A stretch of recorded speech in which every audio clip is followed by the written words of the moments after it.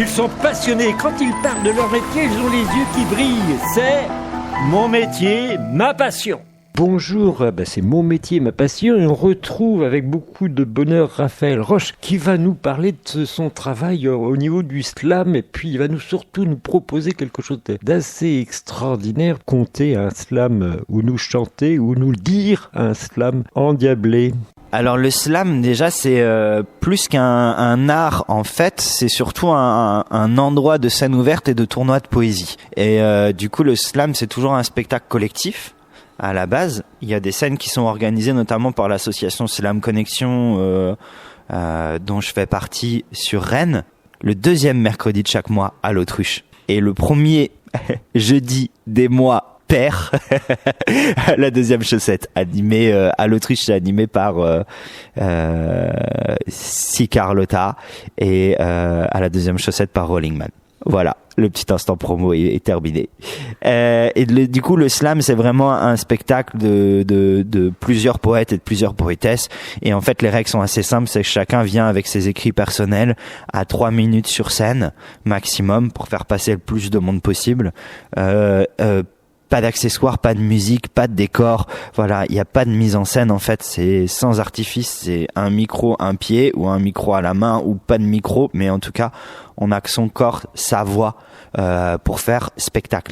Et donc moi je participe beaucoup à ça, j'organise aussi des matchs de poésie dans l'année, certains dimanches dans l'année, mais c'est jamais fixe, donc c'est pour ça que c'est difficile de donner une date, mais au jeu de paume. Et globalement, en fait c'est une écriture pour moi qui est plus figée que l'écriture justement des histoires, mais ça vient à peu près, pour moi ça se rapproche quand même de l'écriture d'histoire, puisque j'aime bien écrire des personnages, j'aime bien écrire des petites histoires mais condensées du coup, qui sont très courtes. D'ailleurs certaines histoires que je fais en slam très courtes aussi, je les refais en balade contée ou dans d'autres événements.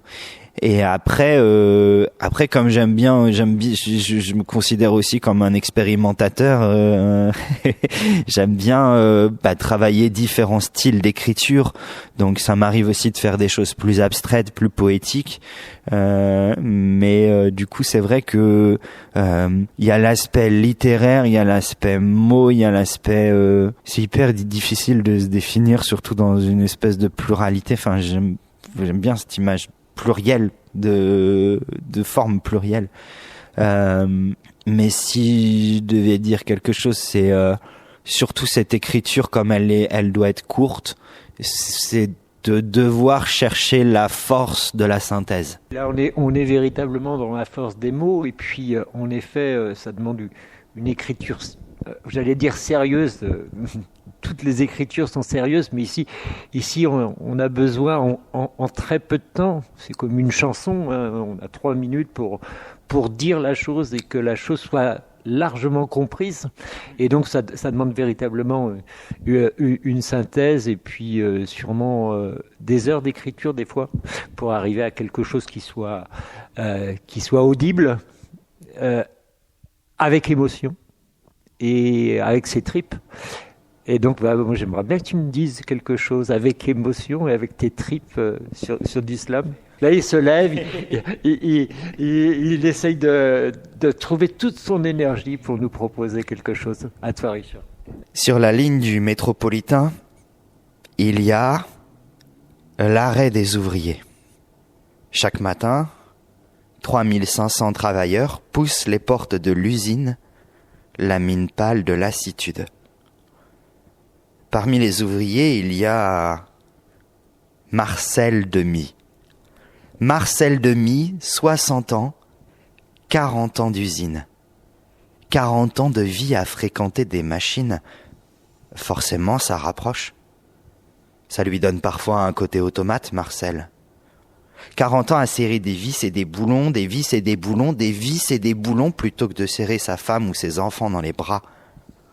40 ans à attendre la fin, 40 ans à atteindre le bout. Long, c'est long, c'est long, c'est long, c'est long, les boulons. Les boulons, c'est comme les câbles. Marcel a souvent voulu les péter, mais dans ce cas-là, il y a le patron qui serre la vis. Il y a le patron qui sert le vice, celui qui tue les révoltes. Parce qu'un automate, ça ne s'agite pas. Ça agit, un automate. Même un automate âgé. Un automate, ça ne fait pas d'AG, ça ne fait pas la grève, ça réalise sa tâche et sa tâche à s'attacher, que sa tâche, elle soit bien faite, quitte à s'y tuer à la tâche. Des tâches, Marcel, il en porte de grosses à l'intérieur de lui, dont une qui lui recouvre la moitié de son cœur. Parce qu'à donner la moitié de sa vie à l'usine, il a l'impression de ne la vivre qu'à moitié, cette vie. Prédestination ou coïncidence quand on s'appelle Marcel Demy et qu'on vit son quotidien ainsi. Levé, 6h30 après un sommeil en demi-teinte. Une demi-heure de préparation avant l'astreinte, départ, demi-tour, oubli de badge pour la demi-pension, retard de 2 minutes, il est traité de demi-portion, il voudrait réagir mais à demi-mot sans le faire vraiment par peur d'être démis de ses fonctions. Pause de midi, le temps de prendre un demi-déjeuner, d'engloutir un demi-litre de café, de ressasser des soucis de demi-mesure en groupe, de discuter de son équipe de football défaitiste en demi-finale de coupe. Fin de la pause, début de la deuxième demi-journée, une demi-douzaine de collègues et leur demi-soupir spontané, fin de la journée, au bar autour d'un demi de bière, engloutir une demi-bouteille amère fantasmée sur demi-mour, rentrer en galérant pour trouver une demi-place de parking et se coucher avec son demi-solde de gain et le lendemain, tout recommencer entièrement. Alors voilà Marcel Demy. Un Marcel Demy parmi 3500 Marcel Demy avec son histoire même pas terminée. Parce qu'elle ne terminera pas, cette histoire, c'est une histoire à la chaîne. Elle recommencera avec d'autres Marcel Demy, quand bien même on aura oublié celui-ci. Là, on comprend bien ce qu'est la force des mots. Je te remercie beaucoup. Alors, on va finir par ton actualité quand même. Tu vas nous dire un petit peu ce que tu vas faire dans ces prochains jours, ces prochains mois. Voilà. Et puis, nous donner également... tes références, est-ce que tu as un site web ou quelque chose comme ça pour qu'on puisse regarder un peu ce que tu fais et puis tes actualités futures? Alors en actualité, déjà il y a une compagnie qui est en train de se créer, qui est déjà créée en fait, qui s'appelle la compagnie Populus Incertitus, qui est une compagnie que Chloé Saunier, metteuse en scène, avec qui je travaille sur tous les spectacles et qui m'accompagne, y compris aussi sur les slams, sur le travail d'interprétation.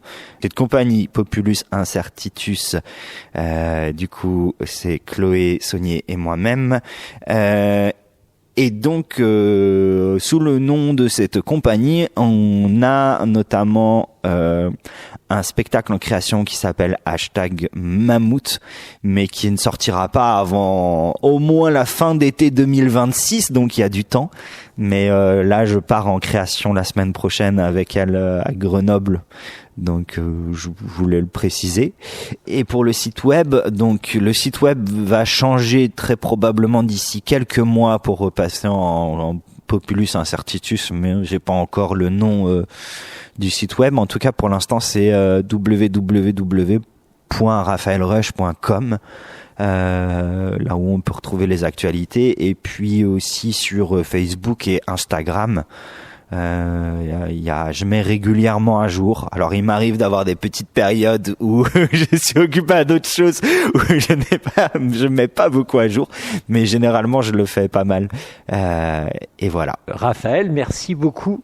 Puis je vous souhaite une bonne semaine. Au revoir.